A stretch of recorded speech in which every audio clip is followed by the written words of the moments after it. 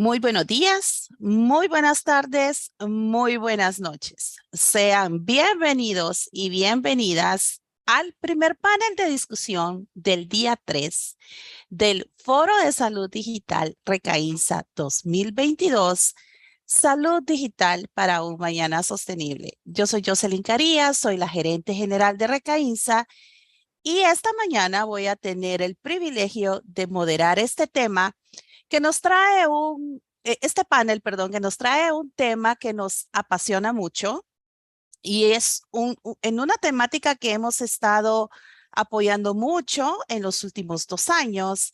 Así que algunas indicaciones para la audiencia antes de que comencemos, pues este panel está siendo transmitido en vivo, en directo, y es un panel mixto, es decir, tenemos panelistas de habla inglesa, panelistas de habla hispana, así que les agradeceré que en la barra del Zoom, en la opción de interpretación, puedan escoger el idioma con el que se sientan más cómodos. Así que, sin más preámbulos, vamos a dar inicio. Y como les decía, hoy vamos a estar hablando de los principios de gobernanza de datos de salud y vamos a hablar sobre la hoja de ruta para su adopción, no solo en Latinoamérica ni en sino que en todas las regiones representadas en este panel.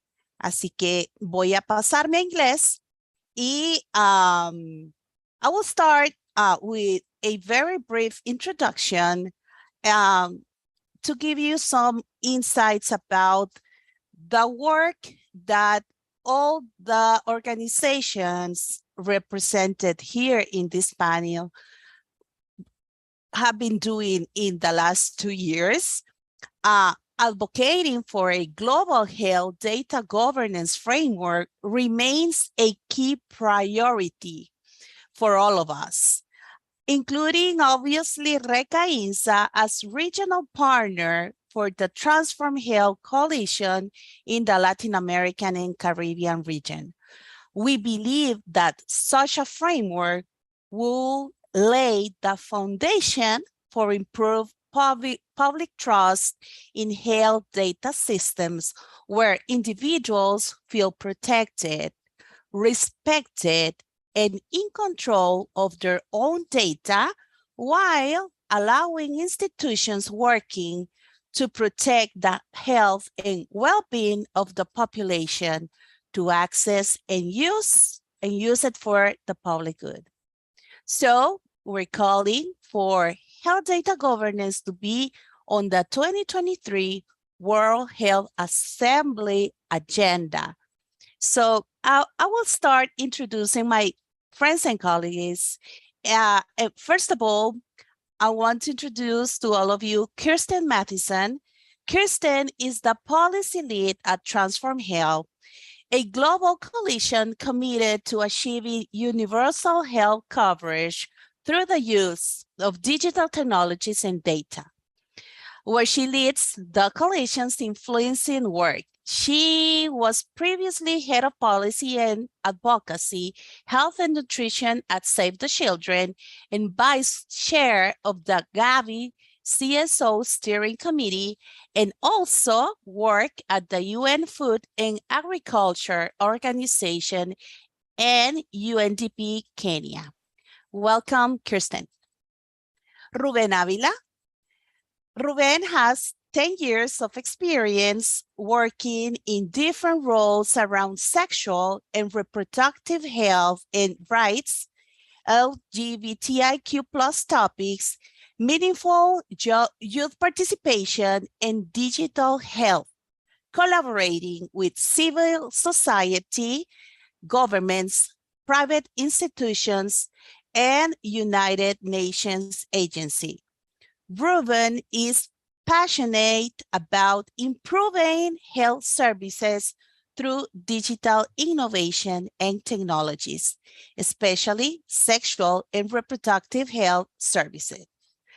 He is a regional youth champion for the Governing Health Futures 2030 Commission, where he has been advocating for more diverse and inclusive governance in digital health systems. Also, he is a member of the second cohort of the Young Experts in Tech for Health, a community of young people building a movement to reimagine health in a digital health. I love this description of Ruben. Welcome, Ruben. So on behalf of Helena, we have Tom Olosh. Tom is a health scientist with over 25 years of experience in health, informatics, monitoring, evaluation, and disease surveillance.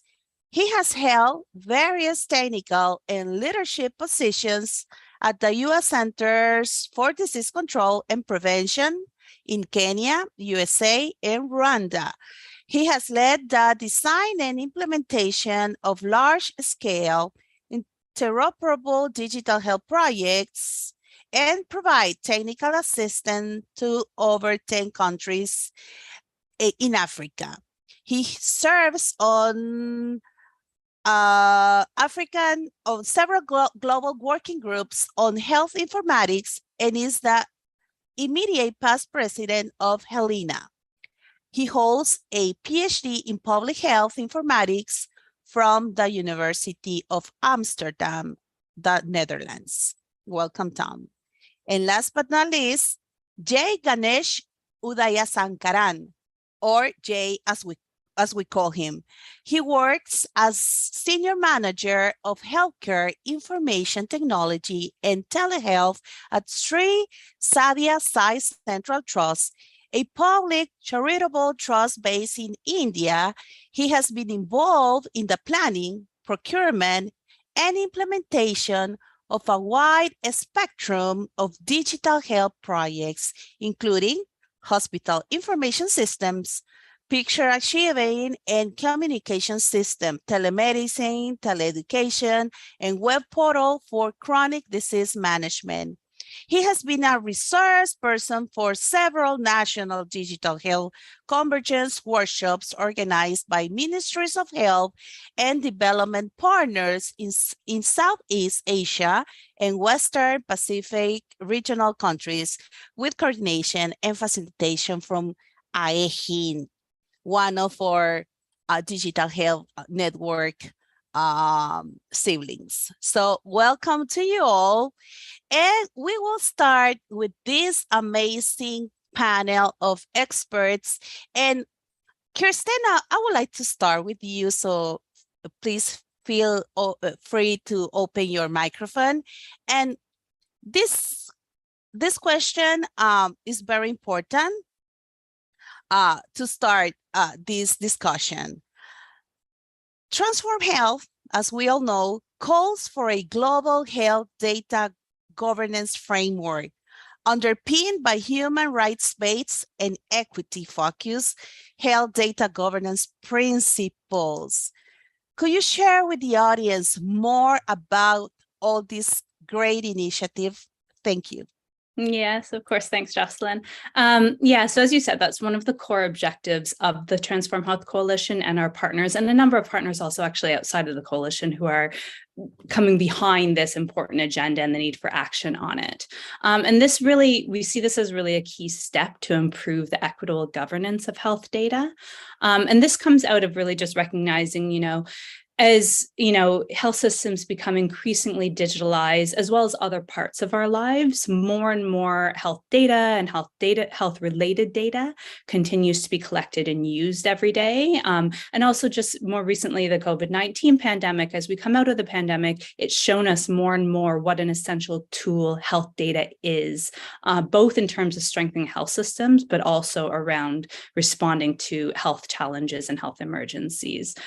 But we've also realized that a lot of the rules to govern the collection and use of data haven't necessarily kept pace with the growing potential of data to really support better health and well-being, nor with the potential harms that could arise from data misuse.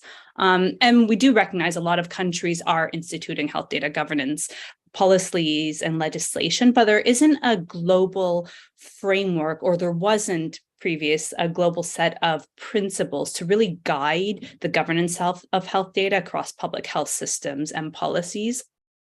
To give that kind of global alignment, which we think is really important to promote a common understanding of what health data governance should accomplish, and to ensure that's more equitable, more responsible health data management to really maximize the public health value of data while safeguarding privacy, ownership, and security. But we've seen a lot of growing consensus on the need for this.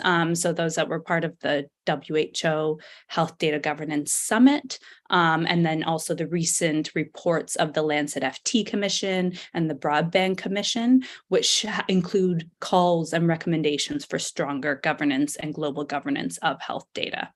So in response to this, the coalition and our partners, we've been calling for a global framework to really harness the potential and manage the risks of health data sharing within and across borders. But as a key step towards a global framework and to really underpin its development, as you mentioned, Jocelyn, we've been working together with our partners to develop a set of health data governance principles. These were launched earlier this year in April on World Health Day. And it's a set of 8 equity and rights-based principles. They've so far been endorsed by over 120 organizations from across stakeholder groups. So academia, research institutes, international and national NGOs, foundations, private sector, regional networks, including Gobernanza, and a lot of those on the call as well. And the principles, they were developed over around a year and a half through a very inclusive and consultative multi-stakeholder process, which was designed specifically to really bring together the expertise and perspectives of a wide set of stakeholders as well as geographies. So that was through over 200 contributions. And then we had an open 1-month public consultation on the draft set of principles to kind of validate them and gather further inputs to them. And the 8 principles, so they are clustered around 3 interconnected objectives. They're complementary to each other. They're not competing or ranked in any way, but very much complementary. And the 3 clusters around objectives of protecting people, promoting health value, and prioritizing equity. And we don't see them as, there are other principles out there, other recommendations. We don't see them as competing with those, but very much kind of build on and strengthen that health data governance ecosystem. But what's particular about them is, that they really bring a strong human rights and equity lens to the governance of health data. They have universal health coverage at their core, which is essential for, guiding digital health systems and really support sustainable and resilient health system strengthening. And also just their applicability. They're very applicable across stakeholder groups. And so while we continue to advocate for the principles to be endorsed by stakeholders and governments, we also see them as really a key step towards the development of a global health data governance framework, and we want to see them underpin such a framework. We're calling for a global framework and really see it as kind of an agreement between countries around a core set of standards to guide the governance of health data. And we see this as being important beyond technical guidelines, but very much the regulatory environment that's needed to help then support countries to enable and develop laws and regulations within their own national context.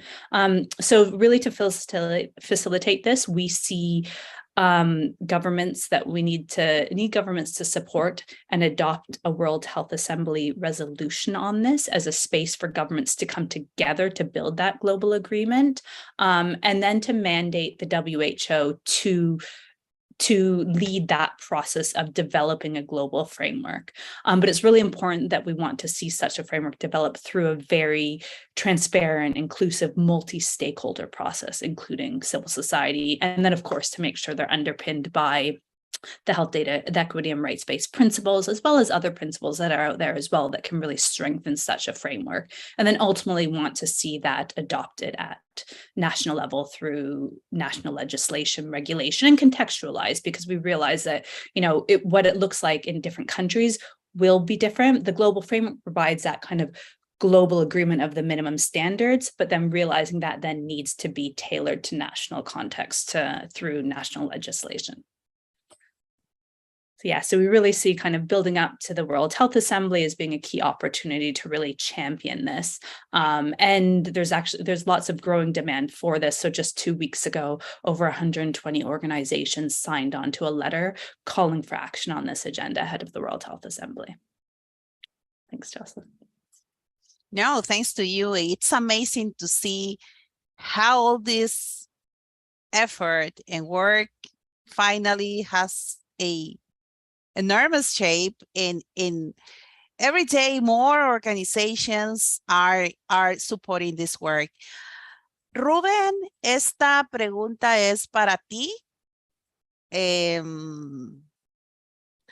So you represent Young Experts Tech for Health, which goal is to build a diverse and inclusive movement where young people are resourced and empowered to interrogate the status quo in digital health, represents the diversity of youth and shape more inclusive and equitable paradigms. How do you align your work with the health data governance principles? Thank you. Gracias, Jocelyn. Bueno, primero que nada, una disculpa por tanto movimiento en temas de interpretación, pero justo comentaba que veía relevante el hecho de, pues bueno, estar en un evento en América Latina y no hablar en español cuando normalmente hablo en español, pues era un tema relevante. Pero bueno, igual continuaré durante el panel, digamos, cambiando de idioma probablemente. Pues bueno, específicamente como Young Expert in Tech for Health, lo primero que nada, creo que nuestro objetivo principal o lo que siempre buscamos es justo detonar la conversación y un análisis crítico del cómo las personas jóvenes no forman parte de esta conversación respecto a la gobernanza de la salud digital. En el caso nuestro, nos parece sumamente relevante que al ser las personas jóvenes básicamente una de las poblaciones, si no es que la que más se ve beneficiada y al mismo tiempo afectada por todo lo que sucede alrededor de la gobernanza digital de la salud, digital, pues bueno, consideramos que definitivamente las personas jóvenes tendrían que estar participando en todas las fases de estos procesos, más allá de solo ser las beneficiarias de esta tecnología o de estas innovaciones, o inclusive de la aplicación e implementación de los propios principios. Directamente, por ejemplo, conectándolo con mi trabajo ya más allá del movimiento del que formo parte, por ejemplo, pues bueno, trabajando en tema de servicios de salud sexual y reproductiva, en muchas ocasiones hablamos de cuestiones que en algunos países inclusive todavía forman parte de políticas en las cuales están restringido el acceso a ciertos servicios.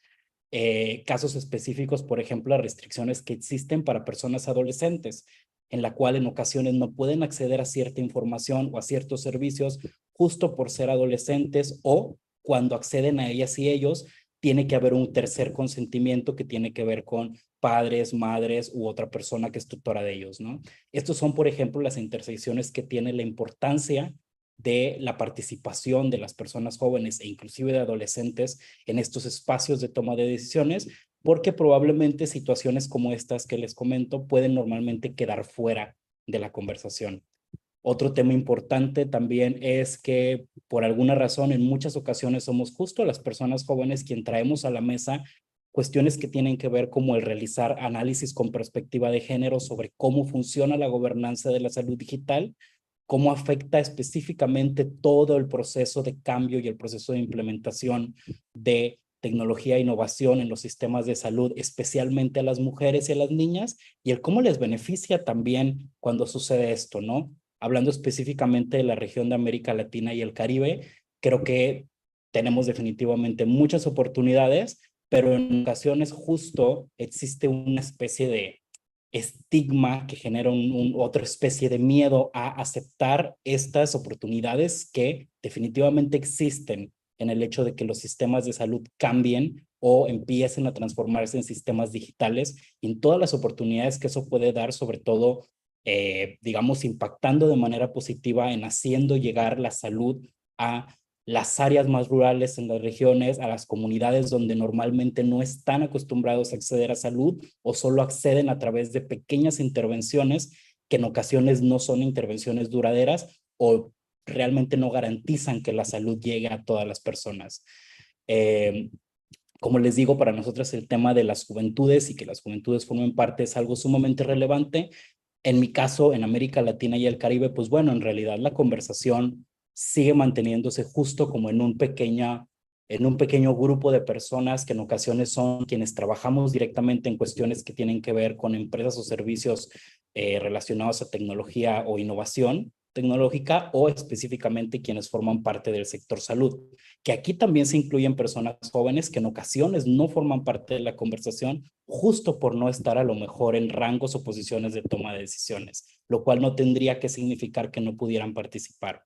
Pero aparte de estas personas jóvenes que forman parte de este círculo, también están estas otras que les comentaba que pueden ser las beneficiarias o las usuarias de todos estos cambios, de todos estos servicios, y que en ocasiones pues simplemente no volteamos a preguntar cómo se sienten o inclusive a explicarles a estos mismos beneficiarios o a estos mismos usuarios de servicios cómo la utilización o la implementación, por ejemplo, de tecnologías e innovaciones pueden ayudar a que su salud pueda mejorar. Un aspecto sumamente importante, por ejemplo, y que yo suelo mencionar prácticamente desde el año pasado, en cualquier espacio al que voy, es entender, por ejemplo, también la diferencia de lo que ocurrió de manera forzada durante la pandemia, que podría decirse que la pandemia no ha terminado, y lo que ya venía ocurriendo prácticamente desde inicios de la década anterior, que era todo este proceso de transformación digital en el mundo a nivel general e efectivamente en los sistemas de salud. Creo que ahí también tenemos una brecha importante en la cual trabajar, en entender cuáles son las diferencias de estar forzadas a pasar a un mundo digital y cosas que ya venían ocurriendo y que simplemente existían ciertas ideas, ciertas situaciones en las cuales no sabíamos que estaban pasando, ¿no? Y bueno, solamente por agregar al final, me gusta mucho y justo es una de las formas o de las visiones que yo siempre tomo en lo que mencionaba Kirsten de justo considero que los principios son ese primer camino o ese inicio del camino que ya está trazado, que reconocemos que ese camino se puede ir por diferentes lados según la situación o la condición en la que se encuentre un país, un proyecto, un programa, un proceso o un sistema de salud, pero definitivamente es de gran ayuda que esa entrada o ese inicio del camino ya esté trazado y que aparte ponga justo como los principales pilares la equidad, las personas y el valor agregado justo del sistema de salud, que en ocasiones cuando estas conversaciones suceden suelen ser temas que pueden quedar justo fuera o rezagados a una cuestión que tenga que ver con temas financieros, con temas clínicos u otras situaciones que interfieren también en esto, pero que no necesariamente tienen que ser los únicos puntos que se toman en la conversación. Y bueno, creo que es todo de mi parte por el momento. Gracias, Jocelyn. No, thanks to you, Ruben. Amazing work that has been done from your organization. Hi, Tom. How are you? Welcome to our forum. And well, this question is regarding how Helena supports countries in your region in the development of digital health policies and strategies, and collaborate across countries around policy and governance. How has been the response of these countries around all this work that we have been doing with the health data governance principles? Thank you. Thank you so much, Jocelyn, and good evening, good morning, everyone, depending on where your time zone. So yes, I represent the Helena region, which is the African representation of the International Medical Informatics Association. And within Helena region, we work with various countries, national societies, and Helena has 4 different working groups. There's one on education and capacity building. There is one on interoperability, standards and interoperability. And then there is one on policy and governance.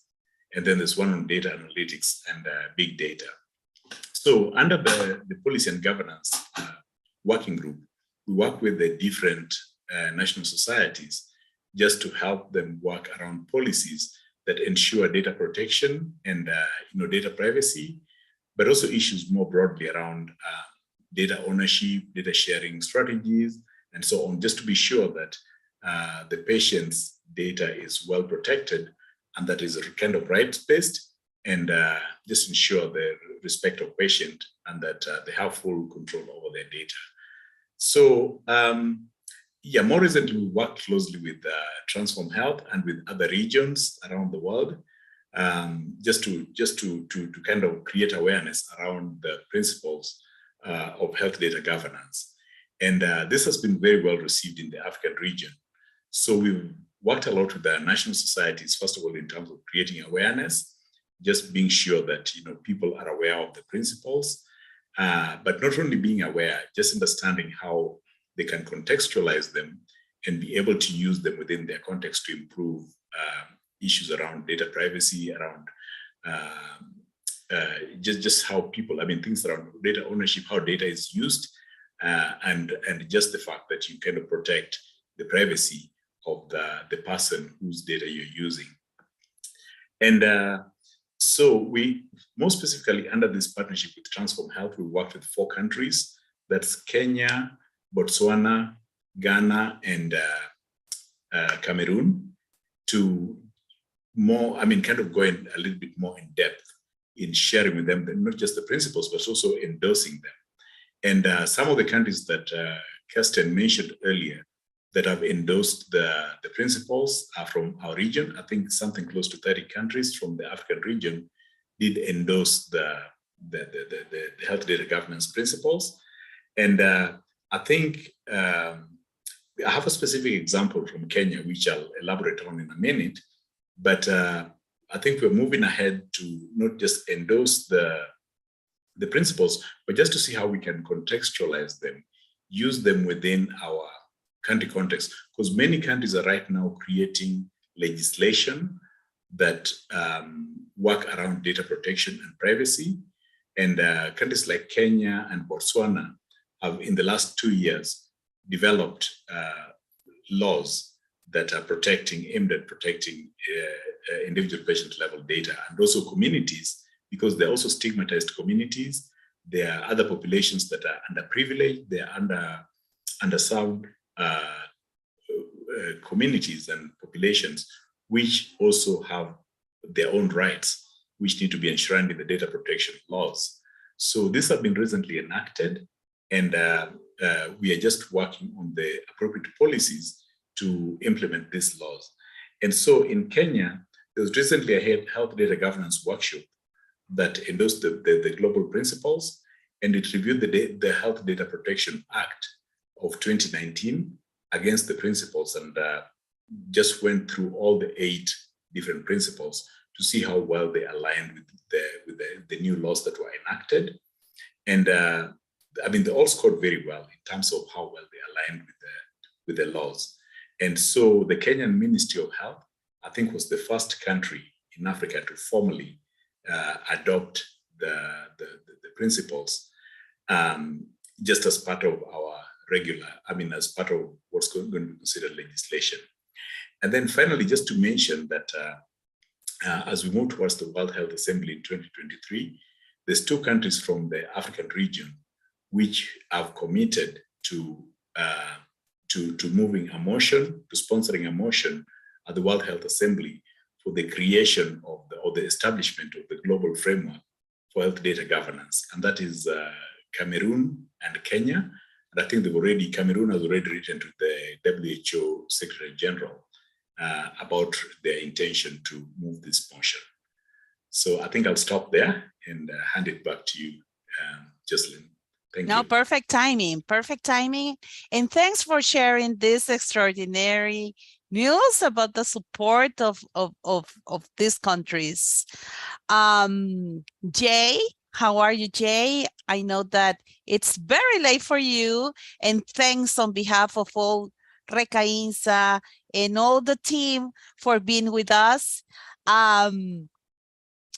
This question is very important for us because AEGIN and Recainsa share some strategic objectives, among them to support our regions in the promotion of a strong governance in health.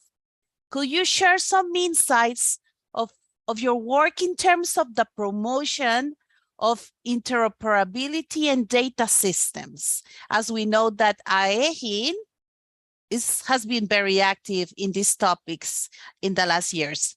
Thank you.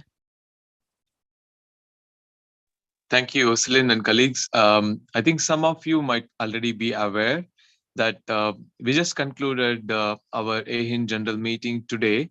That's 8th one. And then this is also our 10th anniversary. And then, of course, interoperability was one of the key topics. And we had a workshop earlier today in the morning that we had on architecture, enterprise architecture, and standards and interoperability.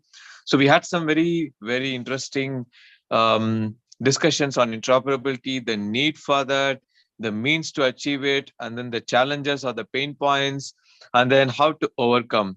So certainly, like everyone appreciates, like, I think we have reached a time where interoperability is not a question or an option anymore. It is very much appreciated. It's just the approach that we take. And then, of course, like various countries are there in the various stages of digital maturity. And then also there are capacity issues, how that needs to be overcome. And AEGIN is also a proponent of interoperability labs in countries. So we had a regional interoperability lab. We were involved in setting up a regional interoperability lab, and then that was in 2017. And then, but now we are actually actively engaged, and then encouraging countries to have their own in-country interoperability labs. Currently, Thailand has its own standards and interoperability lab, and then there are a set of countries, like several countries have come forward, and then they are in the pipeline, and then they have in fact put across the request for AEGIN to share the experience from the previous regional interoperability lab, and then how to set up this in-country labs. Like in fact, Nepal is one country which is going to have its own standards and interoperability lab very soon with the support of GIZ. And then AEGIN, of course, is involved with the technical know-how, and then helping the Ministry of Health Nepal and GIZ, and in terms of setting up the lab. So that, I would say, is the latest one. And then we had very interesting discussions. But then if there are any specific questions, Jocelyn, like I think maybe you could ask me on that rather than me telling the whole thing what happened today. But yes, like certainly interoperability is an area which is a priority for us. And then in fact, I would say that is also one of the core objectives of formation of AEGIN itself, because there is the HIS in the region, in most of the countries, is very fragmented. So interoperability among the systems is very much required. And then some of the countries have also started, for example, India, Indonesia, Malaysia, they have, and then Singapore in the region already have the regulatory sandboxes, because this is a very important step or approach, I would say, the concept of, or the approach of regulatory sandboxes, by which like even private players are able to actually enter into this kind of a test environment, because it's a controlled test environment where the testing happens for compliance to the national standards or policies and regulations. And then whoever complies then can actually get on board or onboarded to the national program. So this is actually happening right now in India. Like India, as part of the National Digital Health Mission, has its own sandbox. So National Digital Health Sandbox environment, and Singapore has its own, it's known as License Experimentation Accreditation Program. and then Malaysia has its own online health service related regulatory sandbox, and Indonesia has its own regulatory sandbox. So this is a trend that is also picking up in the region. But I would stop at that, Jocelyn, and then if there are any specific questions, please feel free to raise. Thank you. No, thanks to you. And definitely we're going to reach you because your experience is an inspiration for the rest of the digital health networks around the globe. So we'll stop here with the individual questions, and I will drop a general question, and I would like you to give me to give us your insights in 2 minutes. So this question has been formulated to learn more about those recommendations for the stakeholders in the digital health ecosystems. So because we know that to have a positive impact on the future, the health data governance principles should be incorporated into national standards and legislation, but also into organizational policies related to health data. So, Ruben, what will be your recommendation for civil society in 2 minutes? Thank you, Jocelyn. I think something very important. It's actually asking ourselves about who are our stakeholders and with who are we actually working or collaborating. Because, I mean, when we talk about inclusion, we also need to think about who more will get benefits of the implementation on the principles, and maybe we can find new stakeholders to join the conversation and to actually collaborate or advocate together, and actually it will be more powerful to have an answer or to have an adaptation if we have many other maybe social movements, maybe other civil society organizations, not actually part or not regularly part of the digital health ecosystem, but actually who will get benefits for the adaptation of the principles. Thank you. Same question. Jay, your recommendation for governments. Thanks, Jocelyn. I think we had a very interesting discussion on 10th, just 2 days ago. So we had several countries actually respond how they would like to actually take it to action, these principles, and then also going through the draft resolution and giving the very frank feedback. Everyone, there was absolutely no conflict that everyone accepts it. But then it's more into translation into the practice. That is where, like, people said that, you know, there needs to be a lot of internal dialogue, and internal dialogue is not possible without much inclusive approach of getting many other stakeholders within the countries. So one of the things that was discussed was also to involve the national professional societies in informatics or digital health and medicine especially, and then someone who can also represent patient groups and providers groups. Like, you know, this is something that we discussed, and then we plan to actually engage the national professional societies apart from, of course, the government. Thank you. No, thanks to you. And Tom, your recommendation to the private sector, and then we'll finish with Kirsten with donors and international organizations. Thank you. Thanks, Jocelyn. Yes, I totally agree with my other colleagues who've spoken in terms of a broader engagement of key stakeholders, including the private sector, because often the private sector, you know, being, for the most part, yes, they're profit-driven, but they still also must comply with the national standards and policies. And I think the principles here should be fairly broadly encompassing, including marginalized communities, and I think civil society is a very good player in pushing this forward in terms of advocacy, but the engagement of the private sector, because the private sector also controls a significant part of the health service provision, and the contribution, for example, to universal health coverage cannot be discounted. So the engagement of the private sector is very critical when thinking about enacting the principles and their integration and adoption into local policies and governance structures for health data in different countries. Thank you.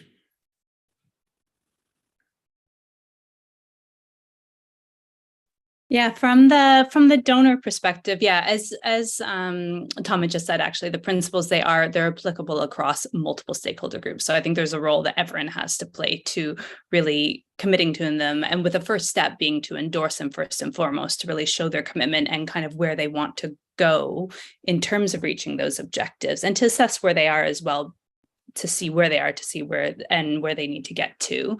So I think as a first thing for donors, really just to recommend that we get donors. So we have some foundations that have endorsed the principles, also need traditional donors to endorse the principles as well. So I think really as a first step, and then also to, once endorse, really update their policies and practices on data governance, including their funding guidance, for example, M&E frameworks, and to really incorporate the principles across those. So it also guides how they then engage and support countries and how their funding is operationalized. But then also in terms of their, they have also a key role to play in terms of both technical and financial assistance.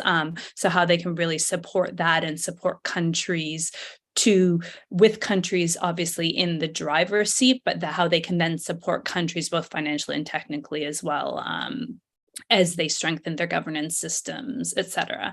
But then I think one thing, particularly as we look at a global framework, that's applicable to all countries. So, whether a donor or not, I think everyone has a role to play in terms of really recognizing the need and the importance of a global framework, and everyone kind of playing their part, being part of that conversation to ensure that we build up towards that agreement across countries of what that should look like, and making sure it's implemented. Thanks to all of you. And this is the last Grupo question.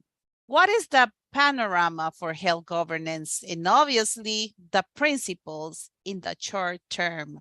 I'll start with Kirsten, and you have 2 minutes. Thank you. Yeah.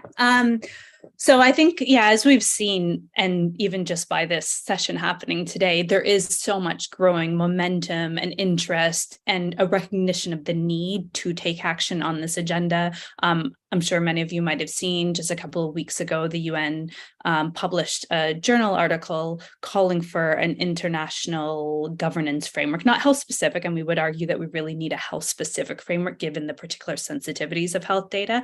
But, across the board, whether at community level, at national level, at global level, you're seeing the increased demand for this. So I think we really need to leverage that growing momentum, but we need to turn that momentum into action, which is really important.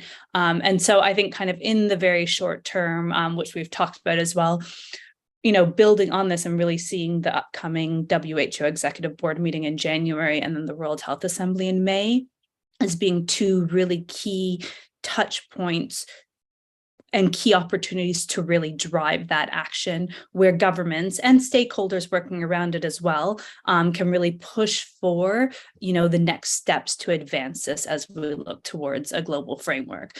So really need, the Executive Board and the WHO, they are the governance structures for member states, for countries. So they really need to be in the driver's seat of taking those actions, ensuring, I think first and foremost, making sure health data governance is on the agenda in the first place, because you can't have the conversation if it's not on the agenda.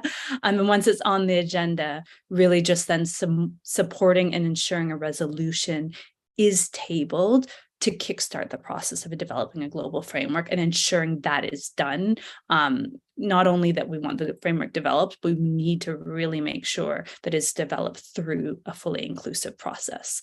So I think governments have a really key role to play, but then the wider community and stakeholders also really have a key role to show that there is, surrounding governments, there is this wider demand for this issue. And the global call to action letter really showed that, what that level of demand is.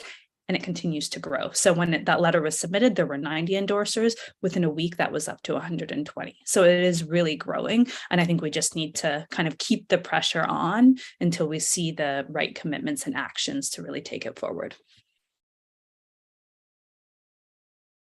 Thank you, Kirsten. Rubén, ¿cuál es tu opinión al respecto? Thank you, Jocelyn. I think the panorama is great. Maybe we can say that some things are just moving really, really slowly. I mean, in terms of Latin America and the Caribbean, we can say slow, but at the same time, for me, one of the best things that we are also showing a really diverse movement or ecosystem that it's literally putting all the efforts to even working together for the first time in many cases to actually make this real, and that the implementation and the adaptation and the implementation of the principles are not just something like a government obligation, but actually a cross-sectoral effort to make this real and to actually work in the post work to do, because it's not just about the adaptation and the acceptance, but actually the whole process of the implementation of the principles and how every single stakeholder will actually add their experience to make this real for the final users of the people who will get the population that will get the benefit. So I think it's great. It's low, but it's great for me. Thank you, Ruben. Tom, I'm sorry. What's your opinion from your perspective? Thank you. Thanks, Jocelyn. Yeah, so again, just yesterday, I attended a summit called the SciLab Summit in Africa, which brought together a number of stakeholders who were talking around data privacy and protection laws and stuff like that. And one of the things that was clear is that usually innovation tends to go ahead of policies and legislation. And sometimes you don't know what you don't know.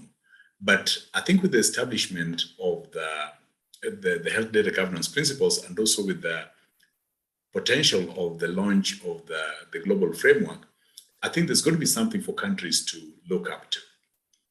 Because we know that currently many countries don't have the right policies in place, the right legislations in place around data protection. And again, as Jay said, I mean, there's increasing, I mean, data interoperability, I mean, and data exchange across systems is now just becoming part and parcel of healthcare service delivery. And so with that, there's even more need for protection of data and just being sure that we have the right policies and the right legislation, the right laws to be sure that privacy is protected. And so I think for me, this is very exciting opportunity with the coming of the policies, I'm sorry, the principles and the framework, because then countries will have something upon which they can make reference. And then there's also going to be some kind of standardization across countries so that we don't have countries that have a lot of gaps in their legislation or in their policies, but there's some set standards that countries can develop their policies and legislations upon. So that's my take. Thank you. Jay, what's your opinion? What's your perspective for the coming years in your region? Thanks, Jocelyn.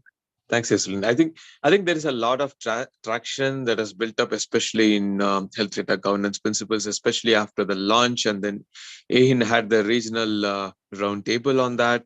And then now on 10th, we had this session, how we actually move forward to the global framework.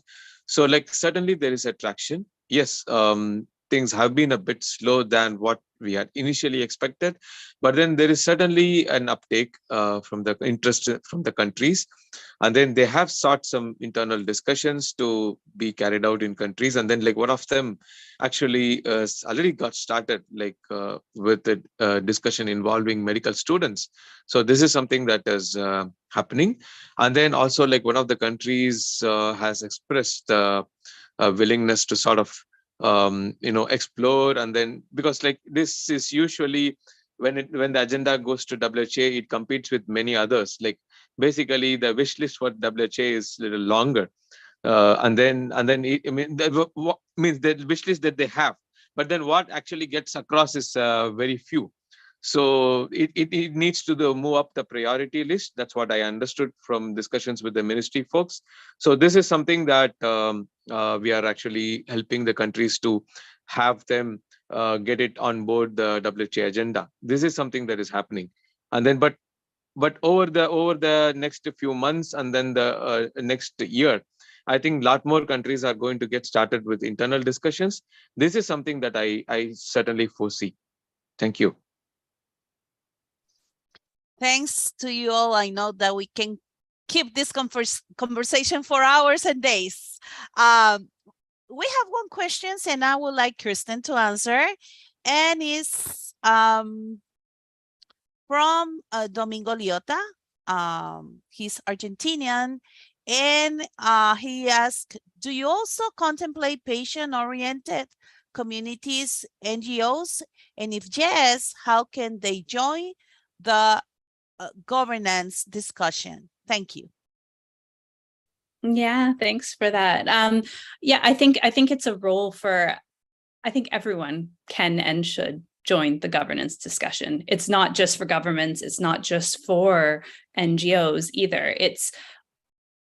There's a multitude of stakeholders that are impacted by the governance or the weak governance of health data, have a voice in the discussion, and a perspective to add to it as well. This is why actually we think that all of these processes, the development of a global framework, but also the same process we followed for developing the principles, is taking a very multi-stakeholder process, because there are different perspectives, expertise, et cetera, that come from various stakeholder groups. So absolutely. And I think patients are critical to that, really going at the community level, that it's ultimately those people, it's their data, their needs. So that needs to be protected, but also the potential of improving health value as well. So yeah, absolutely. I think that's, everyone should be part of that discussion. It's not limited to different stakeholder groups and should have a voice, a seat at the table, and a role to play to demand further action as well.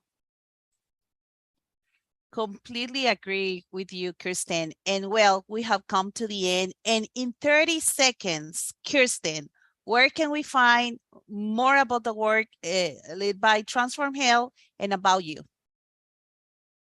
Yeah, so, well, first I would say visit Transform Health's website, and we can share those links where you can find out more about the coalition, what we're calling for, our objectives on health data governance, but also on other objectives as well.